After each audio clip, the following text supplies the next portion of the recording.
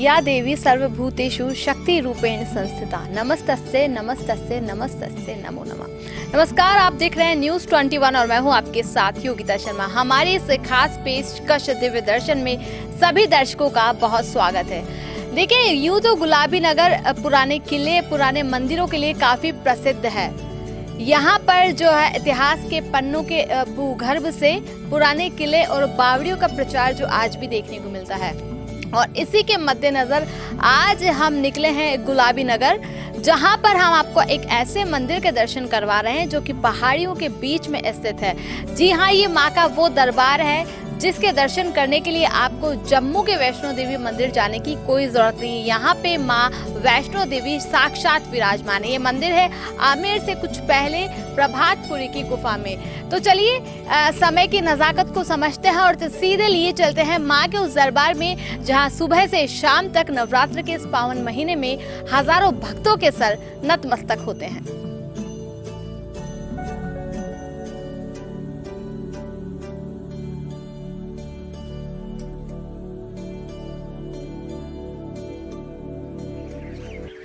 गुलाबी नगर यूं तो किसी परिचय का मोहताज नहीं है।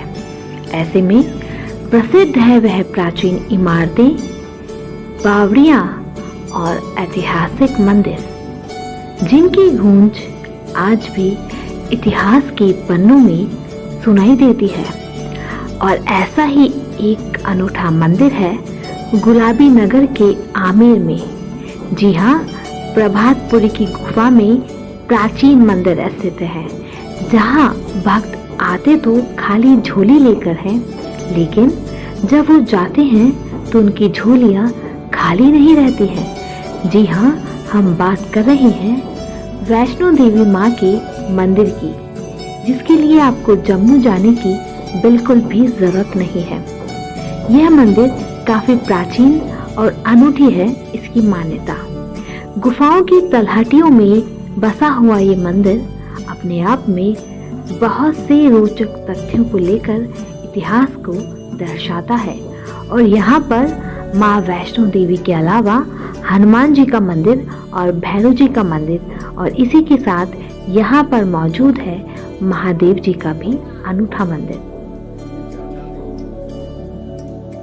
देखिए, अब हम उस दरबार में खड़े हैं, माँ के उस पावन दरबार में, जहाँ सुबह से शाम तक हजारों भक्त आते हैं और सभी की मनोकामनाएं पूर्ण होती है। मेरे सहयोगी लगातार मुझे कवर कर रहे हैं और हम आपको तस्वीरों के माध्यम से दिखाने की कोशिश करेंगे कि देखिए, अब हम बिल्कुल माँ के करीब और निकट आ पहुंचे हैं। और ये जो गुफा है, देखिए बिल्कुल वही गुफा जैसा यहाँ पर मुझे महसूस हो रहा है फिलहाल, जैसा वैष्णो माँ के दरबार में बिल्कुल वैसे ही गुफा है। यहाँ पर आप खड़े होकर माँ के दर्शन नहीं कर सकते हैं। देखिए किस तरह से मुझे यहाँ पर जो है माँ के झुक के दर्शन करने पड़ रहे हैं। और यहाँ पे जो है 3 पिंड माँ के विराजमान है। मंदिर काफ़ी प्राचीन है।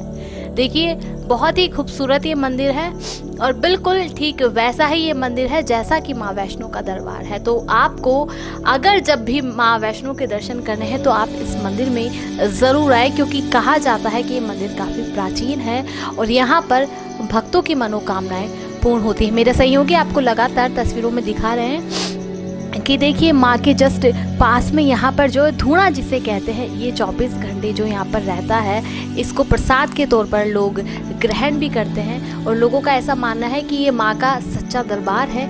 यहाँ पर आने से उनकी सभी मनोकामनाएं पूर्ण होती है। देखिए, मेरे सहयोगी आपको लगातार तस्वीरों में दिखाने की कोशिश कर रहे हैं। और इसके अलावा यहाँ पर एक अनूठी बात मैं आपको बताऊँ दोस्तों, यहाँ पर जो है पहाड़ जो बने हुए हैं, यहाँ पर इन पहाड़ों के बीच में माँ का ये अनूठा मंदिर स्थित है। देखिए, अगर मैं आपको पास से दिखाने की कोशिश करूं तो देखिए, यहाँ पर जो है ये पानी माँ के इस दरबार में पहाड़ों में से टपक रहा है। लगातार मेरे सहयोगी मुझे कवर कर रहे हैं और हम आपको दिखा रहे हैं कि माँ का ये वही पावन दरबार है जहाँ पर सुबह से लेकर शाम तक हजारों भक्तों के दर्शन जो है, हजारों भक्त यहाँ पर नतमस्तक होते हैं। और देखिए, अब हम यहाँ से निकलने का भी आपको बता रहे हैं। देखिए, कुछ समय पहले अगर मैं आपको बताऊं तो यहाँ पर जो है ये काम नहीं चल रहा था। फिलहाल यहाँ पर कंस्ट्रक्शन का काम चल रहा है और ये जो है इसको बिल्कुल प्रॉपर तरीके से गुफा बनाने का काम यहाँ पर किया जा रहा है। ऐसे में हमारे साथ यहाँ पर कुछ लोग मौजूद है, जानने की कोशिश करेंगे जो काम है कब से चल रहा है। भैया सबसे पहले नाम बता दीजिए। जी मेरा नाम विक्रम है। ये जो काम है यहाँ पर कब से चल रहा है? ये पिछले नवरात्र से काम स्टार्ट किया था यहाँ पे। अच्छा, तो आप यहाँ पर ये जीर्णोद्धार काम करवा रहे हैं? मैम वो तो माता का आशीर्वाद है। अच्छा अच्छा, तो कितना टाइम लगेगा इसको कंप्लीट होकर बनने में? मैम अभी लगभग 1 साल का समय और लगेगा इस काम को पूरा कंप्लीट होने में। तो ये पूरा जो गुफा बनेगी ये पूरा पैक होगा, यहाँ से पूरा आर्टिफिशियल गुफा बनेगी ताकि किसी को ये ना लगे कि आप गुफा में जा रहे हैं। एक तरफ से एंट्री होगी, दूसरी तरफ से आपको एग्जिट होगा। अच्छा, आप आर्टिफिशियल गुफा बना रहे हैं? ये पूरा जो अंदर की गुफा है नेचुरल है, वो नेचुरल है। उसके अलावा जो एंट्री और एग्जिट है वो आर्टिफिशियल टाइप में होगी, तो मतलब बिल्कुल नेचुरल गुफा लगेगी वो। मंदिर की अगर मैं बात करूँ तो कितना पुराना ये मंदिर है? मैम ये मंदिर तो हजारों वर्षों पुराना मंदिर है। नारसिंह बाबा जी थे, उनके गुरु जी थे गणेशपुरी जी, उन्होंने यहाँ पे तपस्या करी थी। आज उनका पूरा इतिहास चाकसू के अंदर स्थित है, वहाँ पे आप जाके देख सकते हैं। जो भी यहाँ पे जितने यहाँ तपस्या करी उन्होंने, सब कुछ करी है, वो वहाँ चाकसू में आपको सारा मिल जाएगा। आंटी जी आप यहाँ पर कितने टाइम से आ रहे हैं? मैं यहाँ पे बहुत ज़्यादा 12 महीने 2 साल से आ रही 2 साल से आ रहे हैं। आपको इस मंदिर के बारे में किसी ने बताया है, आप अपनी इच्छा से ही आ रही हैं? हूँ। भगवान ने दर्शन दिए हैं। माँ ने आपको दर्शन? माँ ने दर्शन दिया है, जो पूछते पूछते आए हैं यहाँ। माँ का इष्ट रखती हैं आप? माँ का स्टूल रखते हैं, बालाजी का रखते हैं। अच्छा अच्छा, माता रानी की कृपा है, अच्छा जो सब कुछ है, जो वो उनकी दया से हम आते हैं जाते हैं। इन 2 सालों में अगर मैं आंटी जी बात करना चाहूँ, आपकी ऐसी कोई मन्नत जो आपने माँ के आगे रखी हो और वो मन्नत पूरी हो गई हो? मन्नत पूरी यही है कि माता रानी ने बुलाया और मन्नत पूरी यही है। तो देखा हमने यहाँ पर भक्तों से जानने की कोशिश करी है और इसके बाद हम यहाँ पे जो पुजारी जी हैं उनसे भी जानने की कोशिश करेंगे कि ये जो इतिहास है इस मंदिर का कितना पुराना है और क्या कुछ इसमें रोचक है। और अब हमारे साथ मौजूद है वैष्णो देवी मंदिर के पुजारी जी, जिनसे जानने की कोशिश करते हैं कि मंदिर का क्या अनूठा रोचक इतिहास है और मंदिर कितना पुराना है और मंदिर की जो है क्या कुछ मान्यता है। पुजारी जी सबसे पहले नाम बता दीजिए। मेरा नाम है मूलचंद मीणा, मैं मीणा समाज से हूँ। मेरे को यहाँ 30 साल हो गए करीबन आज। और आज तो बहुत कुछ है, पहले तो कुछ नहीं था, आज तो खूब भगत लोग भी आते हैं। मंदिर का क्या कुछ इतिहास है? मंदिर कितने साल पुराना है? यही है कि ये 300-400 साल पुराना है। मैंने तो ऐसा ही देखा है, इसमें क्या है क्या नहीं है। अंदर गणेश जी का भी है, माता जी का भी है, भोलेनाथ का भी है, धूना भी है।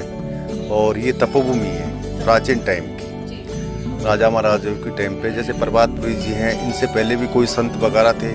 प्रभातपुरी जी जैसे आज मैं मीणा हूँ भाई, मीणा जी वहाँ सेवा करते हैं, तो प्रभात जी का नाम तो ऐसे पड़ा हुआ है। इनसे पहले भी 2-3 महात्मा थे, जैसे गणेशपुरी जी हो गए, अमृतपुरी जी हो गए, एक अमृता महात्मा थी वो हो गई। इनका इतिहास भी है। और ये सब कदम की पेड़ है। यहाँ झरना भी चलता है बरसात में।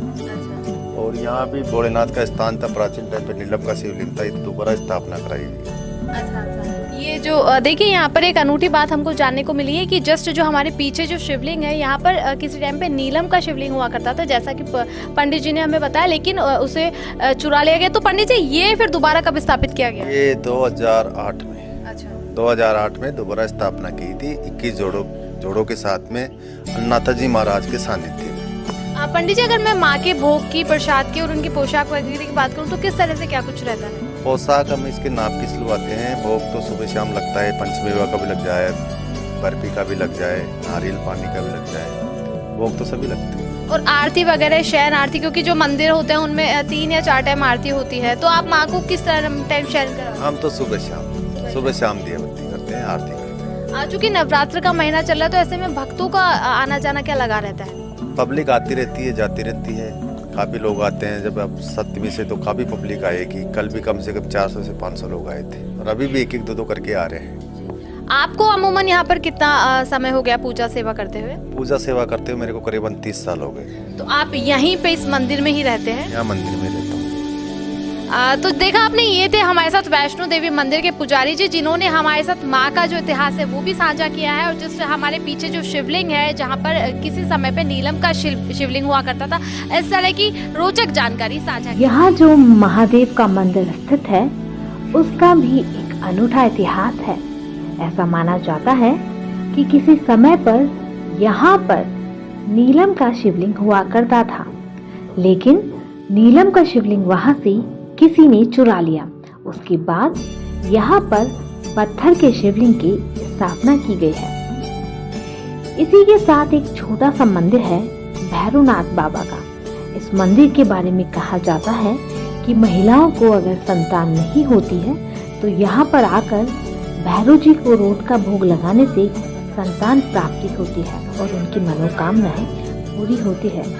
इस मंदिर में जो भैरव जी की मूर्ति है, उस मूर्ति का निर्माण चाकू और चम्मच से किया गया। देखिए, जहाँ जहाँ भी माँ का दरबार होता है वहाँ जो है भैरव जी और हनुमान जी की प्रतिमूर्ति अवश्य होती है और ऐसे ही एक प्रतिमूर्ति यहाँ पे भी है। मेरे सहयोगी आपको दिखा रहे हैं कि यहाँ जो है भैरव जी की मूर्ति बना रखी है और यहाँ पे जो मूर्ति है चम्मच और चाकू से इस मूर्ति का निर्माण हुआ है। और आगे क्या जो है इसका इतिहास है, किस तरह से इस मूर्ति का निर्माण किया गया है, ऐसे में जानेंगे पंडित जी से। महाराज जी बताइए क्या कुछ इसका इतिहास है? इसका इतिहास ये है कि यहाँ पहले महात्मा रहते थे बल्लाल नाथ जी, और वो भैरव जी के मतलब सिद्धक थे, तो उन्होंने ये स्थापना की थी, ये मूर्ति बनाई थी चम्मच से और चाकू से।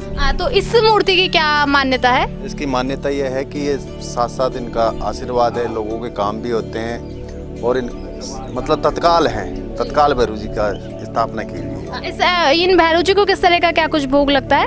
इस भैरव जी के रोट का भोग लगता है, वाइन का भी भोग लगता है, और वैसे लौंग पता था तो इनको प्रिय है ही। के साथ रोट के अंदर ही वाइन का मतलब बनता है। ये 1.25 किलो आटा, 1.25 किलो घी, 25 ग्राम इसमें काली मिर्ची, 25 ग्राम लौंग, 25 ग्राम सब चीजें इसके अंदर डलती है, काजू बादाम पिस्ता।